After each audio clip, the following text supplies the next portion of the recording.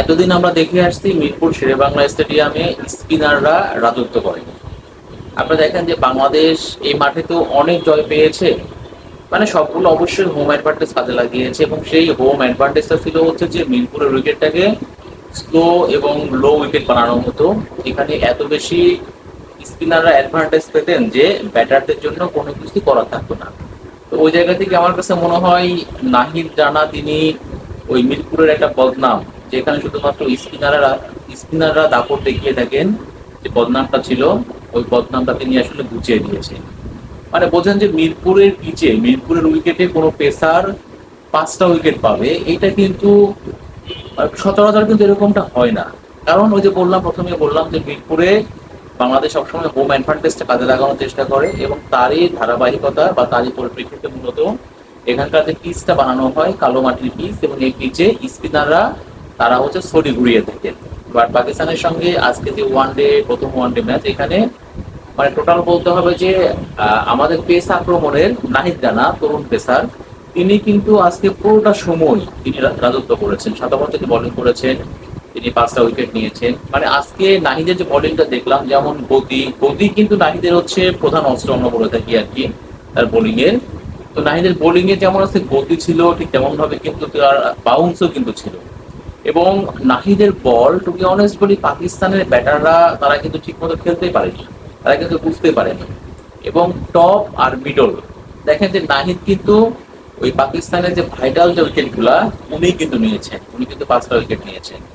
তো নাহিদের যারা আজকে বোলিং দেখেছেন, যারা আজকে পাকিস্তান বাংলাদেশের মধ্যকার প্রথম ওয়ানডে ম্যাচটা দেখেছেন, আমার মনে হয় যে হ্যাঁ, একটা কথা সত্য যে ওয়ানডে ক্রিকেট দু দল মিলে 100 ওভার খেলবে, বাট আলটিমেটলি সেটা কিন্তু 100 ওভার তো পরের কথা, সেটা হচ্ছে যে দেখেন দু দলের পুরো ইনিংস মিলে কিন্তু আপনার 50 ওভারও কিন্তু হয়নি।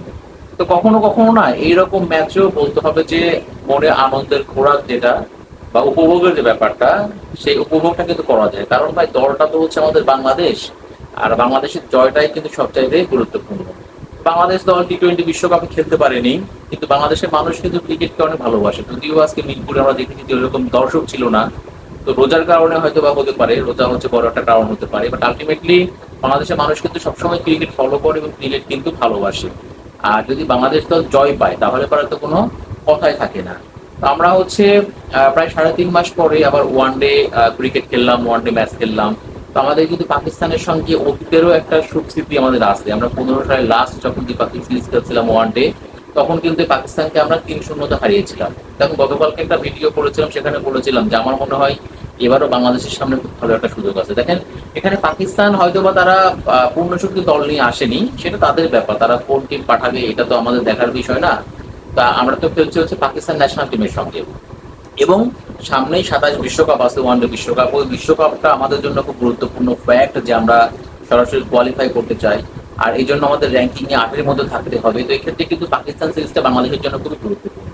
তো আলটিমেটলি বাংলাদেশ আজকে প্রথম যে ওয়ানডে ম্যাচ, এখানে তো মানে পাকিস্তানকে আপনি বোঝেন যে 114 রানের মধ্যে 120-এর নিচে যে পাকিস্তানকে আমরা একদম আজকে অল আউট করেছি, এটা কিন্তু আমাদের জন্য খুব বড় একটা মানে গর্বের একটা ব্যাপার বলতে হবে। এমনিতেও বাংলাদেশ দল ওয়ানডে ক্রিকেটে ভালো খেলে থাকে, তো এক্ষেত্রে এই যে পাকিস্তানকে যে 120-এর নিচে আমরা অল আউট করতে পেরেছি, অবশ্যই কিন্তু ক্রেডিট হচ্ছে আমাদের নাহিদ রানা। কারণ নাহিদ আজকে যেভাবে বোলিং করেছেন, যে যে তিনি যে উইকেট গুলা নিয়েছেন, তার কারণেই মূলত পাকিস্তানকে এত অল্প রানের মধ্যে অল আউট করা সম্ভব হয়েছে। আর এরপরে যদি ব্যাটিং এর কথা বলে থাকি, তানজিদ তামিম দেখেছেন তিনি আজকে আগ্রাসী ব্যাটিং করেছেন, তিনি 50 করেছেন, তাকে ভালো সঙ্গ দিয়েছিলেন শান্ত। যদিও একদম শেষ মুহূর্তে সম্ভবত কত 115 রান ছিল আমাদের টার্গেট, 109 রানের সময় শান্ত তিনি আউট হয়েছেন। আসলে ওই সময় শান্ত আউট না হলে পরে আরো ভালো হতে পারতো। তো যাই হোক, আমাদের সাইফও আছে রান পাননি, বাট শান্ত কিন্তু তানজিদকে ভালো সঙ্গ দিয়েছেন, তানজিদ তো 50 করেছেন। লাস্টে তুলির দেশে শান্ত, সেটা হচ্ছে লিটন দাস আর তানজিদ তামিম মিলে দিয়েছেন। তো ওভারঅল যদি বলি যে আজকে বাংলাদেশ যেভাবে ওয়ানডে ক্রিকেটটা খেলেছে, আমার কাছে মনে হয়েছে যে পাকিস্তানকে একটা শিশু টিম বলে মনে হয়েছে, আর বাংলাদেশ দল তারা কিন্তু অনেক পরিপক্ক, অভিজ্ঞ। এবং ওই যে আমরা বলি না অস্ট্রেলিয়া, ইংল্যান্ডের মতো যে দলগুলো যেরকম দাপট দেখিয়ে খেলে 3টা বিভাগে, আমার মনে হচ্ছে যে বাংলাদেশকে আজকে আমরা একটা অন্যরকম বাংলাদেশ আমরা দেখেছি আর কি।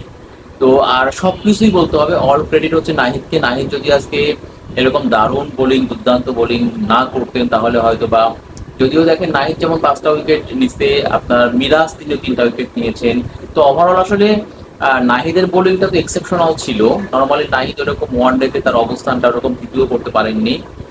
তিনি আবারও ফিরলেন, ওয়ান ডেতে ফিরলেন এবং ফেরার ম্যাচেই তিনি এই যে মিরপুর শেরেবাংলা স্টেডিয়ামে দেখেন কি সুন্দর দাপটটা দেখালেন এবং পাকিস্তানকে রীতিমতো তিনি আজকে গুড়িয়ে দিলেন। তো আজকের যে জয়টা 209 বল বাকি থাকতে মানে বিশাল বড় ব্যবধানে কিন্তু বাংলাদেশ জয়টা পেয়েছে এবং এই জয়টা পাওয়ার মধ্য দিয়ে আলটিমেটলি আমরা 3 ম্যাচের সিরিজে আমরা 1-0 আমরা এগিয়ে গেলাম। আর কিন্তু 2টা ম্যাচ বাকি আছে। তো বাংলাদেশের আজকে যে খেলাটা আমি দেখলাম, যদি এরকম ফ্লো ধরে রাখতে পারে তাহলে পারে, বা ফ্লো ধরে রাখার ব্যাপার না, আমার কাছে মনে হয় যে এই পাকিস্তান টিমের সঙ্গে বাংলাদেশ দল আসলে 3-0তেই, আমরা 15-তে যেমন তাদেরকে হোয়াইট ওয়াশ করেছিলাম, আমরা এই 26 সালে এসে তাদেরকে আবার আমরা হোয়াইট ওয়াশ করবো এবং সেটা কিন্তু খুব ভালো সম্ভাবনা কিন্তু আমাদের আছে। যার শুরুটা হচ্ছে আজকে আমরা প্রথম ওয়ানডেতে পাকিস্তানকে 8 উইকেটের বিশাল ব্যবধান হারানোর মধ্য দিয়ে আমরা এই যাত্রাটা শুরু করলাম। বাকি আছে 2টা ম্যাচ। তো পাকিস্তান তোমরা রেডি থাকো, তোমাদেরকে আমরা আবারও হোয়াইট ওয়াশ করবো।